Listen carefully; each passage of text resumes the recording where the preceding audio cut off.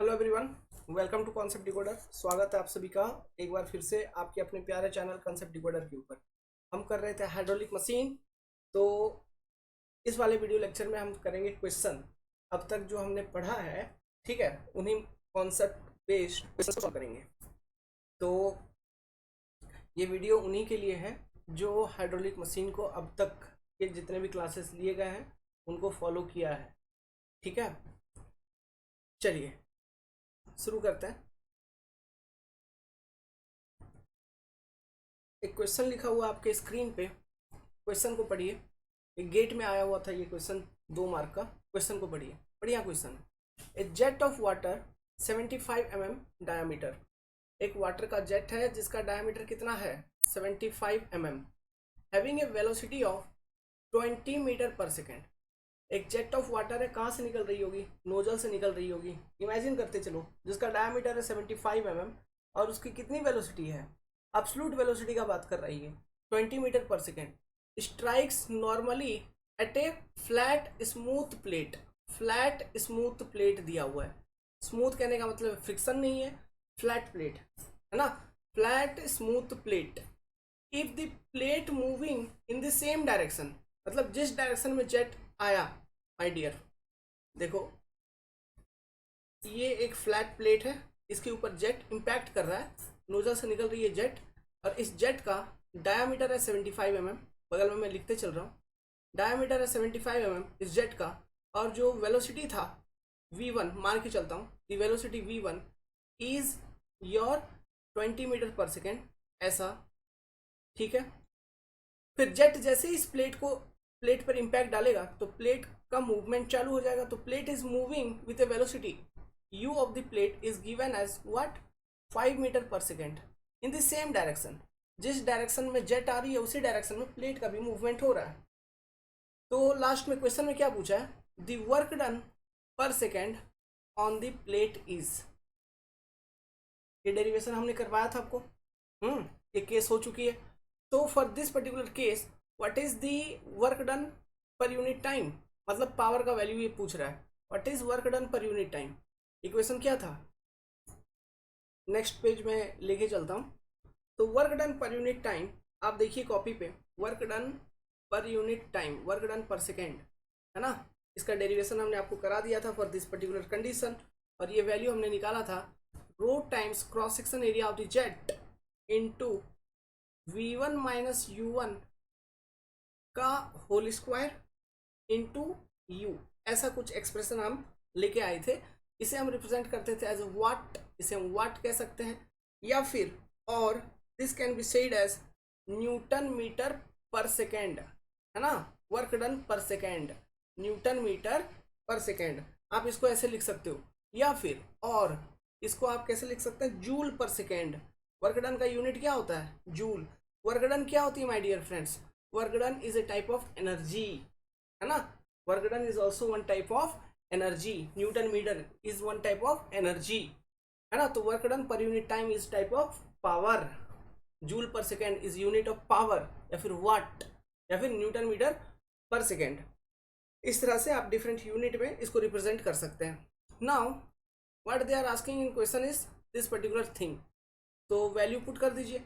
रो का value, water है तो वाटर का कितना होता है रो, 1000 kg पर मीटर क्यूब, ये आपको मालूम है, into cross section area of the jet. अभी देखो यहाँ पे जेट का जो डायमीटर दिया हुआ है वो mm में दिया हुआ है, हमको मीटर में निकालना है। तो जेट का डायमीटर को हम मीटर में लिख देंगे तो 0.075 मीटर हो जाएगा। तो π/4 इंटू डी का स्क्वायर मीन्स 0.075 का स्क्वायर लिख सकता हूँ। तो ये हो गया रो इंटू ए, इंटू क्या करना है, v1 माइनस u1। u1 तो यहाँ फालतू में लिख रहा हूँ क्योंकि u1 equal to u2 equal to u है ना। मतलब एग्जिट पे, एंट्री पे, जहाँ पर भी देखो the velocity of plate is same. तो v1 क्या है, absolute velocity of the jet, है ना, एट एंट्री। तो absolute velocity of jet at entry given 20 metre per second, minus plate कितना वेलोसिटी के साथ मूव कर रहा है डियर, 5 इंटू 5, इसका स्क्वायर होगा।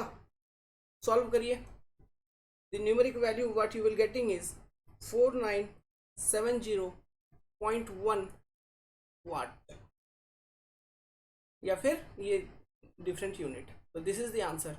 अगर आपको एक किलो वाट में पूछता तो 10⁻³ से डिवाइड कर देते तो आंसर हो जाती 4.97 किलो वाट, है ना, ऐसा। अंडरस्टैंडिंग? तो very simple type of question, इस तरह के क्वेश्चन आपसे पूछे जाएंगे। तो ये क्वेश्चन आप इजिली इसलिए बना पाए because you have the concept completely, you have the concept. ठीक है, अच्छा यहाँ पे और थोड़ा डिस्कशन करते हुए चलते हैं। मैं थोड़ा आपको याद दिला दूँ, रिवीजन करवा दूँ। एक्चुअली इन सब चीज़ों को हम लोगों ने डिस्कस कर रखा है। यहाँ पे स्मूथ कहने का क्या मतलब होता है? स्मूथ कहने का मतलब होता है फ्रिक्शनलेस। और ये मूविंग प्लेट के केस में माय डियर, आप यहाँ पे देखिए, यहाँ पे आपको डिफरेंट वेलोसिटी दिखेंगे। ये जैसे यहाँ पे एब्सोल्यूट वेलोसिटी दिखा, तो यहाँ पर भी V2 एब्सोल्यूट वेलोसिटी दिखेगा आपको, V2, है ना। तो मूविंग प्लेट के केस में क्या होती है कि आपका जो ये जो V1 है, it is not equal to V2। V1 always not equal to V2 in case of moving plate. तो मूविंग प्लेट के केस में क्या बराबर होता है? कौन सा? Relative velocity. यहाँ पर जो हम रिलेटिव वेलोसिटी देखेंगे, हम देखेंगे VR1 रिलेटिव वेलोसिटी 1। ये सारा कॉन्सेप्ट डिस्कस कर रखा है हम लोगों ने। एग्जिट पे जो रिलेटिव वेलोसिटी होगा ये होगा VR2, याद करिए। और in case of smooth plate, अगर स्मूथ कह रहा है, this relative velocity VR1 will be equal to VR2। समझ गए? मूविंग प्लेट के केस में हमेशा जब स्मूथ कह रहा है, the relative velocity which is tangential, है ना, which is tangential at the exit point, which is tangential at the exit point, देख लो। तो ये दोनों बराबर होंगे, not V1 equal to V2। क्यों? ये V1 और V2 एब्सोल्यूट वेलोसिटी इक्वल क्यों नहीं हो रहा है? क्योंकि जो जेट के साथ, जो एनर्जी के साथ ये आ रही है, ये वेलोसिटी, है ना, मतलब जेट निकल रहा है नोजल से, तो इसके साथ कुछ एनर्जी है, ये काइनेटिक एनर्जी है। तो ये काइनेटिक एनर्जी एक्चुअली ये प्लेट पे जब टकराती है तो प्लेट मूव कर रहा है। तो ये जो काइनेटिक एनर्जी है जेट का, इनकमिंग जेट का, ये जब प्लेट से टकराती है तो प्लेट को मूव करवाने में कुछ ये लॉस हो जाता है, इसका एनर्जी यूज हो जाता है। वही तो है वर्क डन जो हम कैलकुलेट किए अभी। ठीक है, वही है वर्क डन। सो ये जो एग्जिट करेगा जेट, है ना, जब जेट निकलेगी बाहर, जब एग्जिट करेगी, तो जिस वेलोसिटी V1 के साथ आई थी, अब वो V2 वेलोसिटी के साथ एग्जिट नहीं करेगा, बल्कि उससे कम वेलोसिटी पे एग्जिट करेगा, क्योंकि कुछ काइनेटिक एनर्जी जो इनकमिंग जेट का वो यूज हो गया है। ठीक है, इन वर्क डन मतलब प्लेट को मूव करवाने में यूज हो गया है। समझ रहे हैं आप? ठीक है, तो यहाँ पे काइनेटिक एनर्जी आपका ट्रांसफर हो जाता है इन मतलब वर्क डन के फॉर्म में। Kinetic energy of jet, incoming jet, ये कन्वर्ट हो जाता है वर्क डन के फॉर्म में। समझो बात को। This is a very important concept जो अभी मैंने डिस्कस किया है, इसका बहुत ज़्यादा यूज होगा। अभी जस्ट एक नेक्स्ट क्वेश्चन सॉल्व करेंगे, वहां पे इस चीज़ का एप्लीकेशन देखेंगे। Next question, question number 2। Question पढ़ो, कन्वेंशनल क्वेश्चन है, this is conventional question, 15 mark, 15 mark. Question पढ़िए भाई। A jet of water having a velocity of 15 metre per second, jet of water का वेलोसिटी कितना है? 15 metre per second, strikes a curved, यहाँ पे curve आ गया मतलब वेन का बात कर रहा है, ब्लेड का बात कर रहा है। Strikes a curved frictionless when, frictionless when, again यहाँ पे फ्रिक्शनलेस कह दिया मतलब वेन है आपका स्मूथ, फ्रिक्शनलेस है। समझ गए? तो ये फ्रिक्शनलेस कहने का मतलब क्या होगा? जो भी रिलेटिव वेलोसिटी होगी VR1 इक्वल टू VR2 होगा, एग्जिट पे एंट्री पे जहां पे रिलेटिव वेलोसिटी कुछ ना कुछ तो होगी, तो एग्जिट पे जितना होगा एंट्री पे उतना ही होगा। ठीक है, फ्रिक्शनलेस कहने का ये मतलब हो गया, relative velocity will be equal. यहाँ पे जो ये 15 मीटर पर सेकेंड दिया है, this is the absolute velocity given, है ना। क्वेश्चन पढ़ो। A jet of water having a velocity of 15 metre per second strikes a curved frictionless vane which is moving with a velocity of 5 metre per second. Dear क्या बोल रहा है? Jet जो आ रही है 15 मीटर पर सेकेंड के साथ absolute velocity के साथ आ रही है, वो टकराई, वो स्ट्राइक की, और स्ट्राइक करने के कारण आपका ये जो कर्व प्लेट है, ये जो वेन है, ये 5 मीटर पर सेकेंड के वेलोसिटी से ये मूव कर रही है। मतलब this is the velocity of movement of the when, जिसको हम कहेंगे यू या फिर U1 इक्वल टू U2, जो भी एंट्री एग्जिट जहां पर भी देखो सब सेम होता है। ठीक है, आगे पढ़िए। द वेन इज सिमेट्रिकल, कह दिया वेन जो है सिमेट्रिकल है, and deflection angle of jet, deflection angle of jet कैसे निकालते हैं आपको मालूम है? The value of deflection angle of jet is the expression, जो नोटेशन है, delta is 120 degree, full stop. आगे पढ़िए question, find the angle of the jet at the inlet of the when. क्या बोल रहा है? Find the angle of jet at the inlet of the vane so that there is no shock, so that there is no shock. पहला। आगे बोल रहा है what is the absolute velocity of the jet at outlet, absolute velocity of jet at the outlet. v1 का value given है, inlet पे absolute velocity given है। अब बोल रहा है absolute velocity of jet outlet पे क्या होगा, मतलब v2 का वैल्यू क्या होगा। ठीक है, और आगे पढ़िए, इन मैग्नीट्यूड, मैग्नीट्यूड निकालो उसका, किसका, v2 का, एंड उसका डायरेक्शन भी बताओ। मतलब क्या, आगे अभी समझ में आएगा, उसका डायरेक्शन भी बताओ। एंड आगे और पूछ रहा है, और क्वेश्चन है, and the work done per unit weight of water. अब ये कुछ नया आ गया, अभी तक हम क्या निकालते थे, वर्क डन बाय टाइम निकाल रहे थे, यहाँ पे पूछ लिया क्या, work done per unit weight. तो it is overall very good conventional question. इस क्वेश्चन को सॉल्व करेंगे। तो सबसे पहले तो मेरे को ये बताइए ये कौन सा केस है। ये केस को भी हमने करा दिया है, लास्ट क्लास में ही करवाया था। ठीक है, तो ये कौन सा केस है। नाउ चलो इसको सॉल्व करते हैं। इतना तो मेरे को मालूम है कि ये वेन का बात कर रहा है। ठीक है, ये वेन का बात कर रहा है, और वेन है सिमेट्रिकल माय डियर। ठीक है, वेन है सिमेट्रिकल। तो मेरे दिमाग में फटाक से अभी आना चाहिए कि वेन है सिमेट्रिकल। तो आपने वो सर ने बोला था कि इन केस ऑफ सिमेट्रिकल वेन, ठीक है, सेंटर पे जेट आती है, स्ट्राइक करती है, ऐसा कुछ था। सिमेट्रिकल वाला केस मैंने बताया था लास्ट में। ऐसा एकदम दिमाग लगा लोगे फटाक से तो ये गलत हो जाएगा, इट विल बी रॉन्ग, ये गलत हो जाएगा। क्यों? क्वेश्चन को ध्यान से पढ़ो ना। क्वेश्चन क्या बोल रहा है, यहाँ देखो, फिर से पढ़ो। Find the angle of the jet at inlet of the vane so that there is no shock. अभी ये शॉक कंडीशन किस केस में आता था? शॉक कंडीशन तब आती थी माय डियर जब जेट जो है वो कोई मतलब टिप पे स्ट्राइक करता था। इनलेट ऑफ जेट जब टिप पे होती थी तब ना हम कहते थे कि for no shock and smooth entry of the jet, जो रिलेटिव वेलोसिटी का डायरेक्शन है इस टिप पे, एंट्री पॉइंट पे, that must be tangential to the tip. याद करिए, ये कंडीशन मैंने लिखवाया था, ये नोट लिखवाया था। सो ये कौन सा केस है? This is the case when jet is entering at tip. ये वाला केस से इन्होंने ये क्वेश्चन बना के दिया है। समझ गए बात को?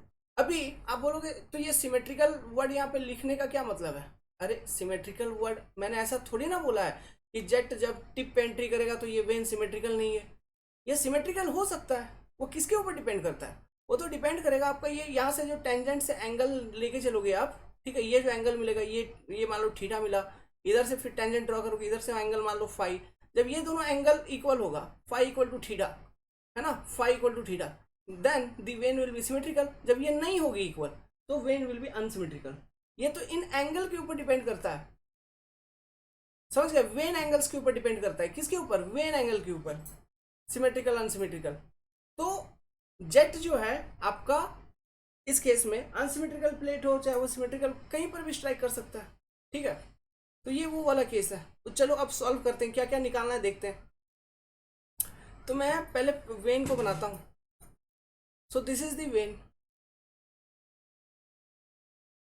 This is the when. ठीक है, यहाँ पे वेलोसिटी ट्रायंगल को बनानी पड़ेगी अच्छे से। ये वेलोसिटी ट्रायंगल को अच्छे से आपने बना लिया तो क्वेश्चन आपका हो जाएगा सॉल्व बहुत अच्छे से। तो देखो क्या बोला सबसे पहले कि जो जेट है वो एक वेलोसिटी v1 के साथ आ रही है एंट्री, मतलब फिर से अच्छे से बनाते हैं।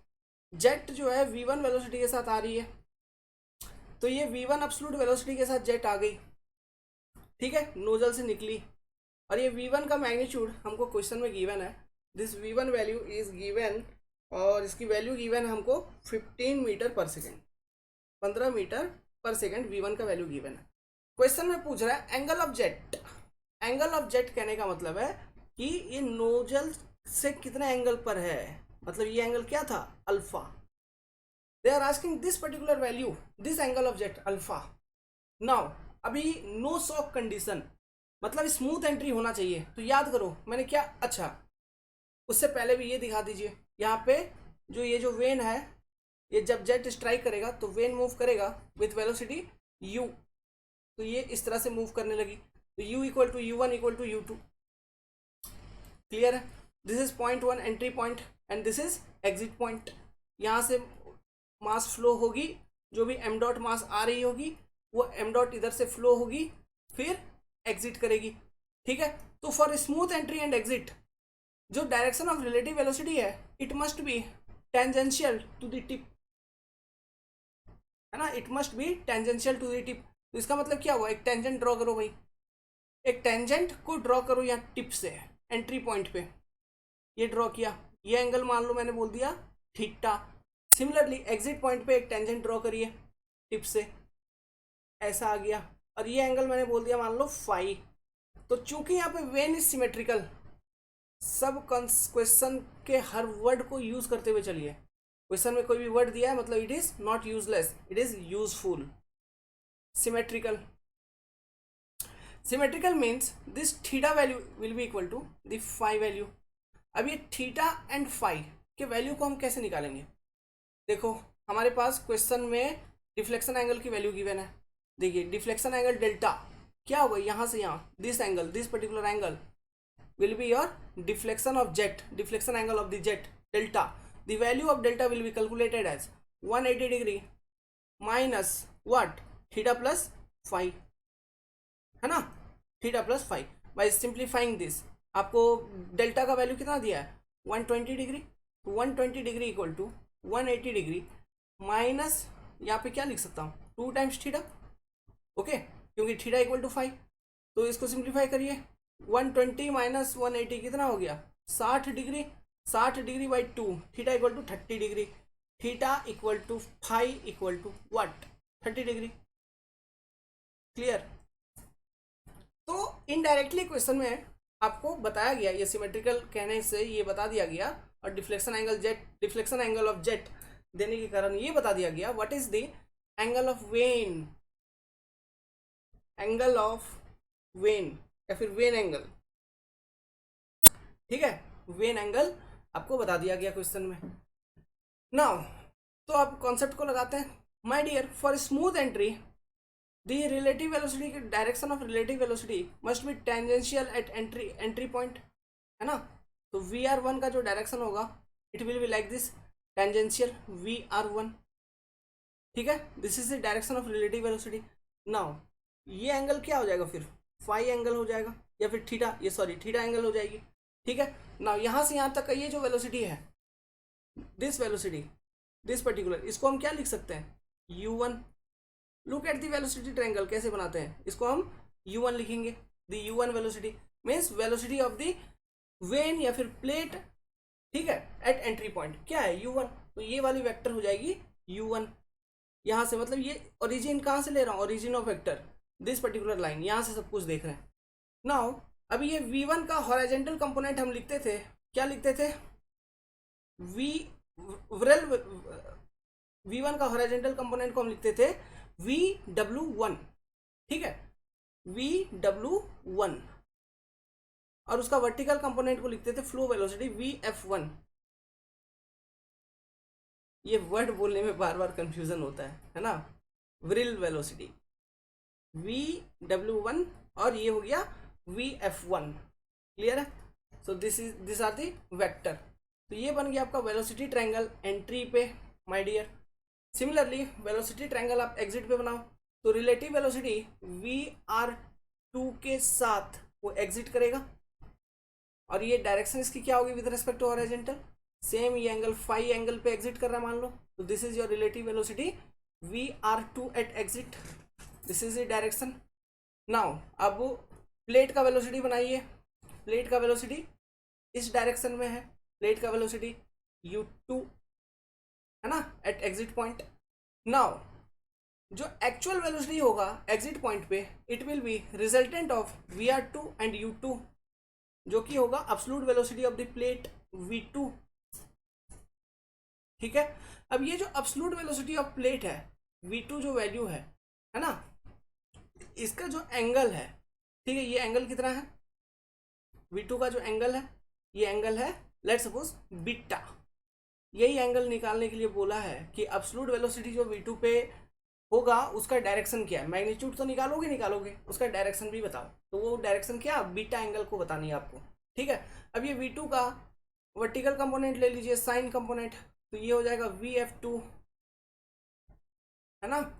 ये v2 का हॉरिजॉन्टल कंपोनेंट ले लीजिए, कॉस कंपोनेंट, ये हो जाएगा विरल वेलोसिटी एट 2 vw2, समझ गया ऐसा। नाउ ये एंगल अगर फाई है, this angle is your phi, then this angle alternate angle ये भी आपका है फाई, समझ गए। तो इस तरह से हमने बना लिया क्या, velocity triangle at entry and exit my dear boy. ये बनाते थे, ये चीज हमने सिखा दिया था, इससे पहले कंडीशन केस को सॉल्व किया था, ठीक है। अब इसमें कहाँ कहाँ कितना कितना कौन कौन सा डेटा दिया है, डेटा दिया है आपको v1 का तो दे दिया, ये u1 u2 इसका 5 metre per second, theta five इसका 30 डिग्री निकाल लिए हो। अब क्या क्या पूछ रहा है, ये अल्फा का वैल्यू कितना होगा बताओ, v2 का वैल्यू कितना होगा बताओ, बीटा का वैल्यू कितना होगा बताओ, ये 3 चीज बताओ, ठीक है। और क्या पूछ रहा है, और ये बोल रहा है work done in head form. अच्छा, हेड फॉर्म मैंने क्यों बोला, यहाँ पे work done per unit wait बोल रहा है ना, वर्क डन क्या है, एनर्जी। अच्छा, फ्लूइड मैकेनिक्स में जो हम लिखते हैं, देखो देखो, जैसे प्रेशर एनर्जी को कैसे रिप्रेजेंट करते हैं, in form of pressure head, मतलब pressure energy per unit weight of the fluid, तो ये होती है हेड फॉर्म में रिप्रेजेंट, समझ गए। जैसे kinetic energy per unit weight of the fluid, तो ये होती है हेड फॉर्म में रिप्रेजेंट। पर यूनिट वेट जब हम रिप्रेजेंट करते हैं देन ऑटोमेटिकली वो एनर्जी हेड फॉर्म में कैलकुलेट हो जाता है। हेड फॉर्म में रिप्रेजेंट करने का एक बेसिक सा रीजन है कि कैलकुलेशंस इजी हो जाता है ना। सब कुछ एक ही यूनिट में, एक ही फॉर्म में, डेप्थ के फॉर्म में रहता है, तो प्लस माइनस यूनिफॉर्मली हम सब्ट्रैक्ट घटा वटा देते हैं, तो मतलब calculations becomes very much easy, है ना, इसलिए हेड फॉर्म में रिप्रेजेंट किया जाता है। तो यहाँ पे वर्क डन भी एक तरह का एनर्जी होता है, तो work done per unit wait means work done को आपको कैलकुलेट करना है, work done in head form, ऐसे लिख लो, इन हेड फॉर्म, मतलब पर यूनिट वेट आप अगर एक्सप्रेस करते हो। ध्यान रखना, कभी कभी ये ऑब्जेक्टिव क्वेश्चन भी पूछ लिया जाता है कि हेड फॉर्म में जो रिप्रेजेंटेशन होती है उसमें क्या होती है, एनर्जी पर यूनिट वेट, ठीक है, क्या होती है, एनर्जी पर यूनिट वेट। भगवान को बोलो, ए भगवान मेरे को याद हो जाए, energy per unit weight, clear है। Work done in head form मतलब work done per unit weight. चलो अब कैलकुलेशन शुरू करते हैं। कैलकुलेशन शुरू करेंगे तो कैसे कैलकुलेट करना चालू करेंगे, सबसे पहले मैं निकालना चाहता हूं अल्फा का वैल्यू। तो कैसे निकालेंगे अल्फा का value, how can I calculate the alpha value, alpha value कैसे निकलेगा। देखो यहाँ पे कुछ नहीं कर सकते हम, ये वाला जो यहाँ पे एंट्री पे जो वेलोसिटी ट्रायंगल है इसी को देखना होगा। तो लेट्स सपोज ये ट्रायंगल का मैं नाम लिखता हूँ, ए पॉइंट को लिख दिया मैंने ए, इस पॉइंट को लिख दिया मैंने बी, इस पॉइंट को लिख दिया मैंने सी। तो मैं देखूंगा ट्रायंगल ए बी सी, ठीक है, समझ रहे हैं ट्रायंगल ए बी सी कौन सा है, ये वाला। अब इस ट्रायंगल ए बी सी में मैं लगाऊंगा साइन रूल, क्या लगाऊंगा, साइन रूल। तो अगर साइन रूल अगर लगाएंगे तो हम कैसे लिखेंगे, देखिए हमको इस पर्टिकुलर ट्रायंगल का, ट्रायंगल एबीसी को अगर मैं बाहर निकालूं, ये ऐसा, एक बार सिखा रहा हूँ बार बार नहीं सिखाऊंगा, देख लो वेक्टर कैलकुलेशन, ऐसा और ऐसा है ये ट्रायंगल कुछ, और ये वेलोसिटी है v1, this angle you know alpha, इधर एंगल है थीटा, है ना, और ये है v_r1, okay, and this is your u1, it is your u1, आपको इतना मालूम है। तो यहाँ पे मैं ये इरेज कर रहा हूँ, इधर ये इरेज करता हूँ, आप लिख लीजिए, इन सब चीज़ों को लिखते चलिए, कैलकुलेशन को लिखते चलिए। मैं यहाँ पे कैलकुलेट कर लिया था पहले ही, तो इसको लिख देता हूँ, क्या यहाँ पे सिंपली लिख देता हूँ, theta equal to phi equal to 30 degree. अच्छा, और एक चीज़ हमको मालूम है यहाँ पे, स्मूथ है प्लेट, वेन स्मूथ है, इसलिए VR1 इक्वल टू VR2, ये मालूम है हमको। अच्छा ये प्रूफ भी कर दिया था मैंने, है ना, इस चीज को भी हमने प्रूफ कर दिया था आपको। ठीक है, फोन आ गया था आप ही लोगों का। ओके, तो ये भी हमको मालूम VR1 इक्वल टू VR2, ये चीज मैंने प्रूफ भी कर दिया था, यही चीज बात कर रहे थे। चलिए इस क्वेश्चन पे अभी फोकस करते हैं। तो ये जो ट्रायंगल है इस पे मैं लगाऊंगा साइन रूल। ठीक है, इस पे हम लगाएंगे साइन रूल। अब ये कैसे लगता है देखिए, साइन रूल में सबसे पहले मेरे को इस ट्रायंगल का इंटरनल एंगल्स कैलकुलेट करना होगा। मुझे चाहिए ये वाला एंगल कितना है, ठीक है, ये वाला एंगल कितना होगा, ये सब वैल्यू मेरे को चाहिए। ठीक है, तो लेट्स सपोज ये एंगल का वैल्यू है x, इस वाले एंगल का वैल्यू है y। तो ये x एंगल, ये जो x एंगल है जो मैंने लिखा है, ये कैसे निकालूंगा, देखो कैसे निकालूंगा। ये लाइन है ऐसा, ये लाइन है ऐसा, ये एंगल मेरे को निकालनी है, ये लाइन ऐसा, और ये एंगल है मेरे को थीटा, मेरे को ये एंगल निकालनी है x। तो क्या हो जाएगा भाई, 180 डिग्री माइनस थीटा। है ना, सिंपल। ठीक है, चलो, तो ये angle x 180 degree minus theta मालूम। अब ये y एंगल कैसे निकालेंगे, sum of all angles of a triangle is what, 180 degree, है ना। तो ये y एंगल निकालेंगे, तो देखिए sum of all angle of triangle 180 degree, तो 180 degree must be equal to what, alpha angle. ठीक है, plus 180 degree minus theta angle है, प्लस y एंगल जो हमको निकालनी है अननोन। तो यहाँ से देखो सबसे पहले तो ये 180 डिग्री 180 डिग्री हो गया खत्म, ये हो गया इधर माइनस अल्फा, इधर हो गया माइनस थीटा प्लस वाई, है ना। तो यहाँ पे अपोजिट डायरेक्शन में वगैरह वगैरह जाएंगे, तो ये क्या आ जाएगा, Y angle equal to theta minus alpha. Simplify करो, ये वाई एंगल क्या आ जाएगा, थीटा माइनस अल्फा। समझ गए बात को, तो ये वाई एंगल भी मेरे को मालूम। तो चलो अब अगले पेज पे इसी सेम ट्रायंगल को बनाता हूँ, अब साइन रूल इस पे लगा के दिखाता हूँ। ऐसा था, ऐसा भी था, और ऐसा भी था।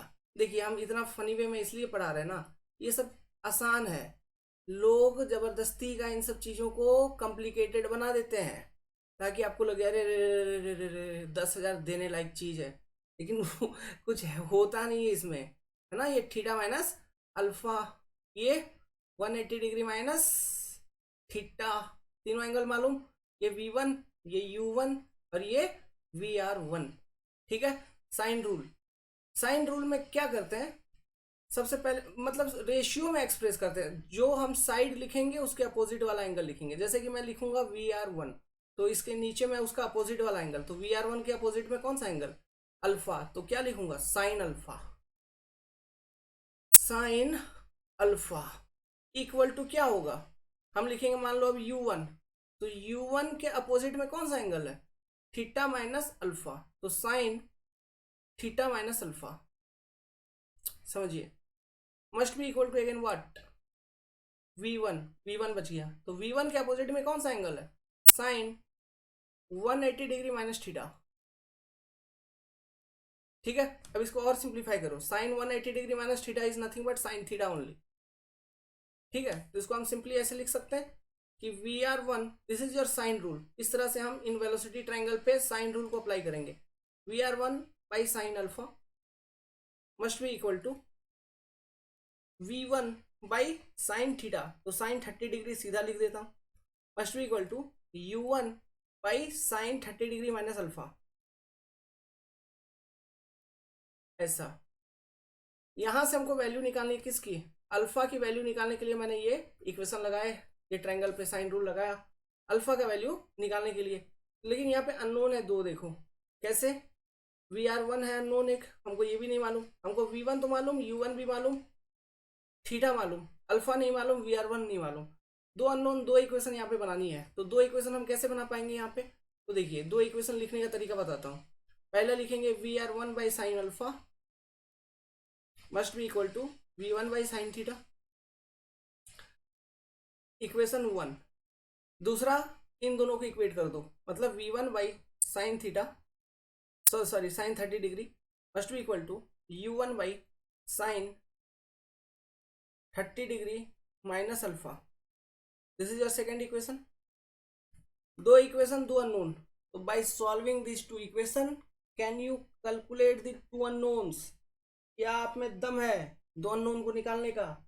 बिल्कुल सर, बिल्कुल बिल्कुल, है ना। We have the power to calculate it. तो कैलकुलेट करेंगे, कैलकुलेटर चलाओ, अल्फा का वैल्यू आ जाएगा 20 degree 20.4 degree and the value of relative velocity VR1 you will be getting as 10.47 meter per second, which is equal to VR2। दोनों same होगा। Why? Frictionless and smooth plate, ठीक है, इसलिए because frictionless and smooth plate. Is it clear to you? ठीक है, ये चीज मैंने प्रूफ कर दी थी इसलिए बोल रहे हैं बार बार। चलो भाई, अब हमको क्या निकालनी है?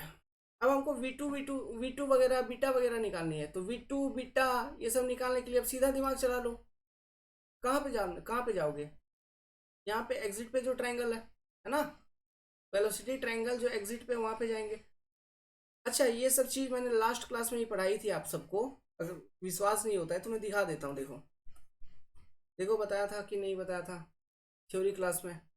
ये देखो, बनाया था ट्रायंगल, सब कुछ एक्सप्लेन किया था डिटेल में, है सब लिखवाया था, सब कुछ कैलकुलेट करवा दिया हूँ, सब फॉर्मूला, फोर्स, पावर वावर, सब कुछ।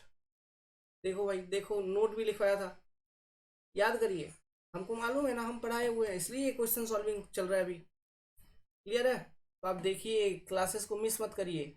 क्लासेस को मिस करेंगे तो फिर कोई मतलब नहीं है। और देखो, बहुत लोगों की कंफ्यूजन होती है, लाइव क्लास ऐसा क्लास। तो देखो भाई, मैं एक चीज बोलता हूँ, हमको लिखवानी होती है कोई भी इस सब्जेक्ट में मिनिमम 200-300 पन्ने। 200 पन्ने तो मिनिमम जाते ही जाते हैं। 150 प्लस तो मिनिमम आंख बंद कर ले। 150 तो नहीं, 150 तो बहुत कम हो गया, उतना तो नहीं होता, उससे ज़्यादा मिनिमम 180-200 पन्ने तो कोई भी सब्जेक्ट में आपको लिखना ही लिखना है। तो मैं ऐसा छोटा छोटा पेपर के लिए 180-200 पन्ना लिखवाने के लिए लाइव क्लास पे आके लिखवाऊंगा, पढ़ाऊंगा, समझाऊंगा, तो लग जाएगा 2 महीने कहीं पर भी, ऑब्वियसली, नो डाउट। और जो करवा रहे हैं, आप ये मान के चलिए 100%, वहां पे आपको 100% कंसेप्ट अवेलेबल नहीं है। रिकॉर्डिंग करने से क्या होता है, हम जल्दी कर पाते हैं, समय की पाबंदी नहीं रहती इसमें, है ना। आपको ज्यादा से ज्यादा कंटेंट, मान लो वही 100 घंटा, तो वही 100 घंटे के अंदर में maximum to maximum content complete करवा के देते हैं, ये हो जाती है। तो ये मेरा पर्सनल थिंकिंग है, आपका ओपिनियन अपने अलग हो सकते हैं। हाँ, डाउट वगैरह है तो this is my contact number 7008-420-353। You are free to call me, ठीक है। चलो, क्योंकि हम पढ़ा रहे हैं, आप पढ़ रहे हो, आपको डाउट है, तो यू कैन कॉल मी। अब हम सेम साइन रूल हम लगाएंगे एग्जिट पे, जो मेरे पास वेलोसिटी ट्रायंगल है इसमें। तो सेम मेरे को एंगल वगैरह सब कुछ फिर कैलकुलेट यहाँ पर भी करना होगा, है ना। यहाँ पर भी एंगल वगैरह सब कुछ मुझे कैलकुलेट करना होगा। तो कैसे करूंगा? सबसे पहले तो यहीं पे देख लो, ये वाला जो एंगल हो जाएगा यहाँ पर, ये एंगल, इस ट्रायंगल का ये एंगल, मतलब मैं ट्रायंगल कौन सा कंसिडर करूंगा, मैं ये भी बता देता हूँ। ए, ये पॉइंट है ए मान लो, this point is B and this particular point is C. ये ट्रायंगल में कंसिडर कर रहा हूँ, ए बी सी, ये वाला। तो इसका ये जो एंगल है, ये कितना होगा? अगेन यहाँ पे ये एंगल है बीटा, तो this angle will be 180 degree minus beta, ठीक है। और उसके बाद फिर ये एंगल, ये वाला एंगल निकालना है। ये एंगल कैसे, ये वाला एंगल कौन सा, ये वाला एंगल कैसे निकालोगे? Sum of angle of all triangle means internal angle of a triangle is 180 degree. By using this concept you will calculate that particular angle. तो चलिए करते हैं। क्या हो आएगा आएगा। तो ये VR2, ये U2, ये V2, this is your triangle eight exit, है ना। डायरेक्शंस ऐसा, U2 का ऐसा, V2 का ऐसा। this is your V2, this is your VR2, this is your U2. this angle you know, theta और फाई, ये एंगल आपको मालूम, अभी अभी हमने बता दिया आपको 180 डिग्री माइनस बीटा। ये एंगल कैसे निकाल लोगे, सम ऑफ ऑल इंटरनल एंगल्स, है ना, सेम वही कॉन्सेप्ट को यहाँ पर भी लगानी है। तो ये एंगल कैलकुलेट करेंगे beta minus phi, you will get this particular value. Sine rule apply करिए, by applying this sine rule, by applying sine rule what you have, चलो ये U2 से चालू करते हैं। U2 का अपोजिट एंगल क्या है, sine beta minus five, sine beta minus five must be equal to VR2 का opposite angle sine 180 degree minus beta, 180 degree minus beta, ठीक है, ऐसा हो जाएगा ये sine 180 degree minus beta. This must be equal to V2 का opposite angle V2 by sine theta. चलो अब इस वाले इक्वेशन में कौन कौन सा डेटा नोन है, कौन कौन सा डेटा अननोन है, U2 मालूम, VR2 मालूम, फाई मालूम, V2 नहीं मालूम, थीटा मालूम, ठीक है ना। अच्छा ये V2 माइनस फाई या फिर थीटा, अब ये अच्छा यहाँ पे फाई ये थीटा लिया हूँ तो ये थीटा लिख लो, ठीक है, ये थीटा, ओके, थीटा मालूम, फिर ये बीटा नहीं मालूम, तो यहाँ पे भी दो अननोन, टू अननोन, तो दो इक्वेशन बन जाएंगे। दो अननोन है तो दो इक्वेशन इस डेटा से बन जाएगा, तो दो इक्वेशन बनाइए, सॉल्व करिए, किसका किसका वैल्यू निकालोगे, एक निकालोगे बीटा का वैल्यू जो कि होगा डायरेक्शन ऑफ V2, है ना, V2 का डायरेक्शन निकल जाएगा। दूसरा आप क्या निकालोगे, V2 का मैग्नीट्यूड, तो कैलकुलेट करिए, what you will get is the value of V2 will be equal to 6.62 meter per second and the value of beta will be equal to 52.18 degree. This is the answer. कितना अच्छा question था। अब यहाँ पे देखो, compare करो, V1 का value कितना दिया हुआ है 15 मीटर पर सेकेंड, V2 का कितना आ गया 6.62, क्या V1 इक्वल टू V2 है, नहीं है, वाई, बिकॉज द एनर्जी जो इनकमिंग जेट के पास है it is get converted into work done, ठीक है, और जो एग्जिट जेट है, जो जेट बाहर निकल रही है, उसका वेलोसिटी इसलिए कम हो जाएगा, इसलिए कम हो जाएगा। तो चलो इस चीज को फिर से मैं प्रूव कर देता हूँ न्यूमेरिकली, फिर से एक बार एस्टेब्लिश कर देता हूँ। ये तो मैंने वहां पे एनर्जी इक्वेशंस लगा के सब कुछ आपको मैंने ये सब चीज वेरीफाई करवाया था, यहाँ पे न्यूमेरिकली वेरीफाई कर लेते हैं एक बार। तो हमको अभी क्या निकालना है, नेक्स्ट जो हमारे पास चीज है वो क्या निकालनी है, वर्क डन निकालनी है, तो वर्क डन का हेड निकालना है ना, तो मतलब हेड फॉर्म में निकालना है, तो work done per unit wait, work done by wait, यहाँ पे वर्क डन बाई टाइम नहीं निकालनी है, work done per unit wait निकालनी है। तो work done per unit weight, तो वर्क डन का वैल्यू जो होता था, है ना, जो इक्वेशन हमने डिराइव किया था वो क्या था, वर्क डन का याद करो, इससे पहले वाले रिजल्ट को देखिए, कॉपी पलटाइए, m dot VW1 plus VW2 into U, this is your work done, है ना, डिवाइडेड बाई वेट, यहाँ पे वेट अगर लिखेंगे तो क्या, mass mg, weight equal to mg, है ना, तो m डॉट g लिखूंगा, यहाँ पे फ्लूइड मैकेनिक्स में मास पर यूनिट टाइम हम हमेशा कंसिडर करते हैं, तो m डॉट g के फॉर्म में लिख दिया। तो यहाँ पे ये देखो, अब ये सबसे बड़ी बात है। अच्छा एक क्वेश्चन और आएगी यहाँ पे, ये जो पर यूनिट वेट में जो मास में कंसिडर कर रहा हूँ, ये भी एक कॉन्सेप्ट है, ये भी क्लियर कर लो।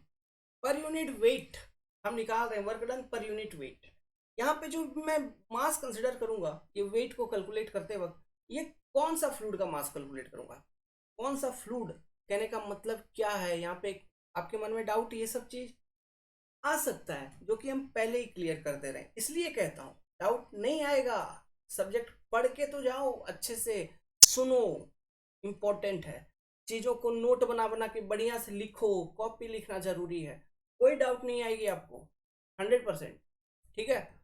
अब देखिए यहाँ पे कौन सा है ना। कौन सा मास कंसिडर करने का क्या मतलब है, देखो यहाँ पे जो भी प्लेट वगैरह है, मूविंग प्लेट के केस में नोजल वगैरह से जितना भी पानी निकल रहा है, क्या सारा का सारा वाटर आपका इस प्लेट को हिट कर रहा है इन केस ऑफ मूविंग प्लेट? ऐसा तो नहीं हो रहा, ऐसा तो नहीं हो रहा। लेकिन जब ये प्लेट स्टेशनरी थी तब हमको मालूम था, हमको पता था जितना नोजल से बाहर निकलेगा माय डियर, वो सारा का सारा जाके हिट कर रहा है ना। और वो सारे के कारण फोर्स निकल रही है, फोर्स आ रही है, फोर्स लग रही है, इम्पैक्ट आ रही है प्लेट के ऊपर। लेकिन लेकिन जब प्लेट भी आपका मूविंग है तो ऐसे केसेस में माय डियर नोजल से जितना मास फ्लो रेट निकलेगा, है ना, उतना वो सारा का सारा मास जाके हिट नहीं कर रहा। तो कितना हिट कर रहा है, हम वही मास को यहाँ पे कंसिडर करेंगे। वो कितना हिट करता है, M dot equal to rho A V R one. समझ गए बात को? तो ये एम डॉट जो नीचे है और ऊपर जो एम डॉट है, क्या ये दोनों सेम है? बिल्कुल सेम है। ये भी रो ए वी आर वन होता था, याद करो। तो ये दोनों सेम है, तो इसलिए ये दोनों कैंसल आउट हो जाएंगे। तो हमारे पास जो फाइनल, ये बात समझ में आई ना कि कितना ये नीचे कौन सा मास लेंगे? वो मास लेंगे जो मास हिट करेगा, वो मास लेंगे जो मास हिट करेगा, और उसको यूज करके वेट ऑफ फ्लूइड निकालेंगे, है ना। उस मास को कंसिडर करके वेट ऑफ द फ्लूइड निकालेंगे। वेट निकालने के लिए क्या करना है, बस वो मास को कैलकुलेट करने के बाद जी से मल्टीप्लाई कर दो, वेट निकल जाएगा। समझ गया बात? ठीक है। यहाँ पे तो इस तरह से इक्वेशन बन जा रही है। कभी कभी ये डेटा ही अलग अलग तरह का दिया रहेगा, तो यहाँ वहां पे जो बेसिक कंसेप्ट हैं जो अभी बात कर रहे हैं हम लोग, इन कंसेप्ट को अप्लाई करके रिजल्ट निकल पाएगा। ठीक है, इसलिए बात कर रहे हैं। चलो, तो जो फाइनल एक्सप्रेशन आ गया work done per unit wait के फॉर्म में, तो ये मेरा क्या आ गया माय डियर? तो ये तो इस केस में बता रहा हूँ, डिफरेंट दूसरे केस में भी इसी सेम यही कॉन्सेप्ट को लेके चलना आपको। तो ये आ गया आपका simply VW1 plus VW2 divided by G multiplied by U। याद नहीं करनी है, याद नहीं करनी है। Derivations, derivations, these are all derivations. Formula खुद बनाना सीखो, याद नहीं करना है, समझे? तो ये यहाँ पे देखो, अब दो नया पैरामीटर आ गया, VW1 VW2। व्रल वेलोसिटी, है ना, व्रिल वेलोसिटी। ये प्रोनाउंसिएशन मेरे को बचपन से दिक्कत आती है, डब्ल्यू से कुछ भी प्रोनाउंसिएशन, WHRIL, है ना, व्रिल वेलोसिटी। ओके, तो ये क्या है समझ में आएगा, आगे आगे बताएंगे, है ना। बोला था रनर वगैरह का जब कंसेप्ट बताएंगे तो वहां पे व्रिल वेलोसिटी वगैरह समझाएंगे, अभी एक दो क्लास के बाद ही समझाएंगे। ठीक है, अभी के लिए जान के चलिए कुछ VW1 VW2 ऐसा कुछ आ गया अब सिस्टम के अंदर नया। ठीक है, तो ये निकालना है। तो ये क्या होता था, these are the horizontal components और cos components of the absolute velocity। मतलब VW1 is equal to V1 cos alpha, VW2 is equal to V2 cos alpha। होगा, निकालो क्या है, 15 cos 20.4 degree, 14.05 metre per second. इसका value 6.62 into cos 52.18 degree, 4.05 metre per second. Put कर दीजिए, 14.05 plus 4.05 into 5 divided by 9.81. Solve it, you will get the result 9.22 metre. Head form में आएगा ना आंसर, या वाट वाट कुछ नहीं रहेगी, ये energy per unit wait means head form, head form. तो यूनिट क्या होगा, मीटर सेंटीमीटर ऐसा आते रहेगा। तो देखो माय डियर, ये जो हमने वर्क डन निकाला, ये क्या वर्क डन निकाला, जेट ने जो काम किया प्लेट को मूव करवाने में, मतलब जेट के पास जो इनकमिंग एनर्जी था उस एनर्जी का कुछ पोर्शन इस प्लेट को मूव करवाने में यूज हो गया, तो कितना पोर्शन यूज हो गया वही आपने निकाला, 9.22 मीटर। समझ गए? वही आपने निकाला 9.22 मीटर। अब ये चीज मैं और डिफरेंट फॉर्म में निकाल देता हूँ। सुनो, डिफरेंट फॉर्म क्या है, और एक तरह से इस चीज को समझ सकते हैं। देखिए, ये मान लो कोई फ्लैट प्लेट है, फ्लैट प्लेट का एग्जांपल ले लो, ये भी मूविंग फ्लैट प्लेट है, मूविंग फ्लैट प्लेट का ही एग्जांपल ले लो। ठीक है, ये मूविंग फ्लैट प्लेट है, ऐसा यू वेलोसिटी के साथ मूव कर रहा है। ये जो जेट आके इसमें टकरा रही है v1 वेलोसिटी के साथ, है ना, v1 एब्सोल्यूट वेलोसिटी के साथ, तो ये बहुत हाई वेलोसिटी है जो नोजल से निकल रहा है, तो इसके पास एक काइनेटिक एनर्जी है। तो काइनेटिक एनर्जी इसके पास जो है, इसका अगर इनकमिंग जेट का जब ये स्ट्राइक कर रहा है, इसका अगर मैं हेड निकालूं, काइनेटिक एनर्जी हेड, तो क्या लिखूंगा, v1 square by 2g। This will be your kinetic energy head of the incoming jet. तो ये काइनेटिक एनर्जी टकराया किसके साथ, प्लेट के साथ, प्लेट में फिर ये मूवमेंट क्रिएट करा दी, प्लेट को पुश कर रहा है, मूव कर रहा है, मूव करा रहा है। तो इसका ऑब्वियसली कुछ ना कुछ, ये काइनेटिक एनर्जी हेड जो था, ये इसमें कुछ ना कुछ लॉस हुआ होगा। ये मैं केवल काइनेटिक एनर्जी हेड क्यों कंसिडर कर रहा हूँ यहाँ पे, अरे सब कुछ तो एस्टेब्लिश कर दिया। ये जो जेट है it is expose to atmosphere, यहाँ पे pressure head is equal to atmospheric pressure, reference के लिए 0, डेटम हेड सब सेम, सब कुछ तो एक्सप्लेन कर रखे हैं, Z1 Z2 सब सेम होता है ना। तो बेसिकली ये काइनेटिक एनर्जी हेड यहाँ पे बच जाती है जो जेट के पास है। ठीक है, इसी टर्म्स में कैलकुलेशन करेंगे। तो चूंकि इसका कुछ ना कुछ लॉस हो जाएगा, क्योंकि ये प्लेट को मूव कराने में, है ना, काम कर रहा है, तो कुछ ना कुछ ये एनर्जी ट्रांसफर हो जाएगा प्लेट को, और बाकी जो एनर्जी जेट के पास रहेगी उसके साथ ये v2 वेलोसिटी के साथ बाहर निकल रही होगी, है ना। तो ये v2 वेलोसिटी के साथ बाहर निकल रही होगी, तो इसका जो काइनेटिक एनर्जी हेड होगा वो क्या होगा, v2 स्क्वायर बाई 2g, यही होगा। This will be your kinetic energy head. अब इन दोनों हेड में जो डिफरेंस होगा, इन दोनों हेड में, अब यहाँ पे प्लेट है स्मूथ, प्लेट क्या है, स्मूथ, प्लेट स्मूथ होने का कारण क्या है, इसका मतलब क्या हुआ, किसी भी तरह का फ्रिक्शनल हेड लॉस नहीं था, तो फ्रिक्शनल हेड लॉस हो गया था 0। फ्रिक्शनल हेड लॉस वगैरह क्या हो गया यहाँ पे, 0 है ना। तो अगर फ्रिक्शनल हेड लॉस वगैरह 0 है इस केस में, स्मूथ प्लेट के केस में, सो यहाँ पे मैं सिंपली ये कह सकता हूँ कि इनकमिंग काइनेटिक एनर्जी का इनकमिंग हेड जितना भी था काइनेटिक एनर्जी के फॉर्म में, है ना, फिर उसका कुछ पोर्शन इसने प्लेट को दे दिया।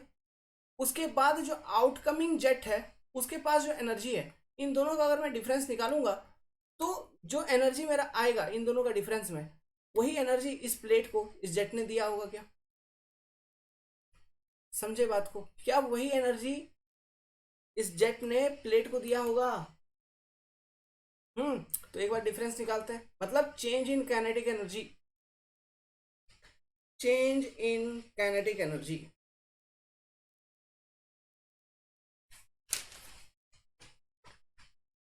निकालो भाई। चेंज इन काइनेटिक एनर्जी क्या होगा, v1 square by 2g minus v2 square by 2g। तो v1 का वैल्यू कितना है, v1 का वैल्यू है 15 का स्क्वायर बाई 2 इंटू 9.81 माइनस 6.6 का 62 का स्क्वायर बाई 2 इंटू 9.81, करो कितना आ रहा है, वही आ रहा है 9.21 समथिंग, इतना मीटर। तो क्या चेंज इन काइनेटिक एनर्जी कितना आया, 9.22 मीटर। मतलब इतना ही एनर्जी वर्क डन के फॉर्म में लॉस हुआ था, इतना ही एनर्जी तो वर्क डन में यूज हुआ था, 9.22 मीटर। देखो एक बार, है, तो मैं क्या स्टेटमेंट यहां से कंक्लूड कर सकता हूं, याद रखना, फ्रिक्शनलेस स्मूथ प्लेट अगर फ्रिक्शनलेस नहीं है तो ये चीज आप यहाँ पे ऐड करेंगे, है ना। ठीक है, तो ये चीज आप यहाँ पे ऐड करेंगे तो फिर आपका ये वर्क डन का वैल्यू कम आ जाएगा। ठीक है, लेकिन ये यहाँ पे फ्रिक्शन हेड लॉस के फॉर्म में किसी भी तरह का हेड लॉस नहीं हुआ है, इसलिए चेंज इन काइनेटिक एनर्जी आपने सिंपली अगर कैलकुलेट कर लिया तो it will be equal to work done. तो work done equal to simply in head form, किस फॉर्म में लिख रहे हैं, हेड फॉर्म में, या फिर एक जनरल एक्सप्रेशन अगर मैं बनाऊं, work done equal to change in kinetic energy, change in kinetic energy of water, अब ये जो change in kinetic energy of water है, ये आप कौन सा वेलोसिटीज को यूज करके निकालोगे? एब्सोल्यूट, रिलेटिव नहीं ले लेना, एब्सोल्यूट वेलोसिटीज। तो ये एक्सप्रेशन भी यहाँ पे वैलिड होता हुआ नजर आएगा my dear boys, my dear brothers and sisters, ये एक्सप्रेशन भी यहाँ पे आपको वैलिड होता हुआ नजर आएगा, समझ गए? लेकिन अगर मान लीजिए फ्रिक्शनल हेड लॉस भी कुछ ना कुछ होता, प्लेट आपका स्मूथ नहीं होता, अगर प्लेट आपका स्मूथ नहीं होता, फ्रिक्शनल हेड लॉस भी होता, तो ऐसे केसेस में VR1 will be not equal to VR2 for some frictional head loss, ठीक है? तो ऐसे केसेस में जो वर्क डन है, ठीक है, ये और कम होता, क्योंकि इनकमिंग जेट के पास जो भी टोटल एनर्जी था, उस एनर्जी का, है ना, उस हेड का कुछ हेड इस फ्रिक्शनल हेड लॉस को सेटिस्फाई करने में यूज हो गई, तो इसलिए जो ओवरऑल वर्क डन होगा, नेट वर्क डन होगा, वो हो जाएगी रेड्यूस। तो वो हम कैसे निकालेंगे? उस समय work done will be equal to change in kinetic energy of water, जो आप निकालोगे सिंपली बाय एज्यूमिंग व्हाट, कि frictional head loss equal to 0, ये एज्यूम करके change in kinetic energy of water निकाल लो। उसके बाद जितना भी फ्रिक्शनल हेड लॉस होना है उतना सब्ट्रैक्ट कर दीजिए, मतलब डेल्टा के ई माइनस HF लिख देता हूं, समझ जाओगे, इंटेलिजेंट हो। डेल्टा के ई माइनस HF लिख दिया, इस तरह से निकाल लेंगे अपन। फिर ये भी ट्रिक से आप यूज कर सकते हो। तो ये हो गया शॉर्टकट मेथड, शॉर्टकट टेक्निक या फिर बेसिक टेक्निक। अगर किसी केस में आपको ये फॉर्मूला याद नहीं रहेगी, ठीक है, ये जो फॉर्मूलास हैं ये याद नहीं हो पा रहे हैं, ठीक है, ये याद करने का वैसे तो कोई ज़रूरत नहीं है, डेरिवेशंस अगर अच्छे से किए हैं इसलिए अच्छे से हमने करवा दिया है, आपको याद करने की कोई ज़रूरत नहीं रहेगी, बस रिवीजन करोगे टाइम टू टाइम तो चीज़ें दिमाग में आ जाएंगी, नंबर ऑफ क्वेश्चन सॉल्विंग करेंगे तो चीज़ें दिमाग में आ जाएंगे, फिर you can easily solve this type of question. अगर मान लो इन केस कभी भूल गए तो try to apply this concept what I have discuss right now. GATE वगैरह में बहुत काफ़ी काम आएगा ये, गेट में, ESE में, ओके, वहाँ पे इस कंसेप्ट पर बेस्ड आपको क्वेश्चन भी बना के दे सकते हैं वो, ओके। टेक केयर, तो नेक्स्ट क्लास में देखते हैं, चालू करेंगे। Good luck. हाँ, if you want to prepare with us, हमारी कुछ फीस होती है, technical complete civil engineering 3499, SSC JEE prepare करना है, आ जाइए ज्वाइन कर लीजिए, एग्जाम निकल जाएगा। Don't waste your time and money here and there. देखिए हमको जानते नहीं, हम उतना एडवर्टाइजमेंट नहीं करते, इसलिए आप हमको जानते नहीं हैं, लेकिन आइए ज्वाइन करिए, मज़ा आ जाएगा। Good luck.